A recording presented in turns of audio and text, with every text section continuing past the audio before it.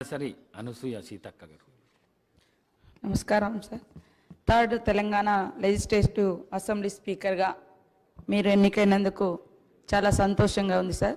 మీకు శుభాకాంక్షలను తెలియజేస్తూ మీ వ్యక్తిగత జీవితంలో కానీ రాజకీయ జీవితంలో కానీ ఎన్నో రకాల ఒడిదుడుకులను ఎదుర్కొని ఈ స్థాయికి రావడం మాలాంటి అణగారిన వర్గాల నుంచి వచ్చినటువంటి బిడ్డలకు మీ జీవితం కూడా ఆదర్శప్రాయం, స్ఫూర్తిదాయకం.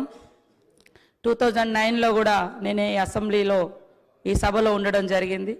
గత 5 years నుంచి మేమంతా పక్కపక్కనే ఒకే క్వార్టర్స్లో ఉండి మీరు ఎదుర్కొన్నటువంటి వ్యక్తిగత జీవితంలో మీ సతీమణి గారు కోల్పోవడం ఇట్లాంటివన్నీ కూడా మిమ్మల్ని చూసినప్పుడు మీరెంతో నిబ్బరంగా ఉన్నటువంటి తీరు ఇవన్నీ కూడా చాలా చెలించినటువంటి సందర్భం. ఈరోజు మిమ్మల్ని చూస్తే చాలా గర్వంగా ఉంది.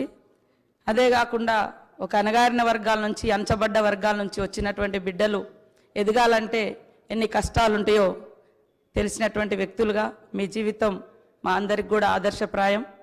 మీరు ఒదుగుతూ ఎదిగిన తీరు దేశానికి ఒక ఆదర్శవంతం. తప్పకుండా మీరు మమ్మల్ని అందరినీ కూడా సమన్వయం చేసుకొని సభ యొక్క ఔన్నత్యాన్ని ముందాతనాన్ని కాపాడుతారని భావిస్తూ ధన్యవాదాలు. సెలవు. శ్రీ వి ప్రశాంత్ రెడ్డి గారు.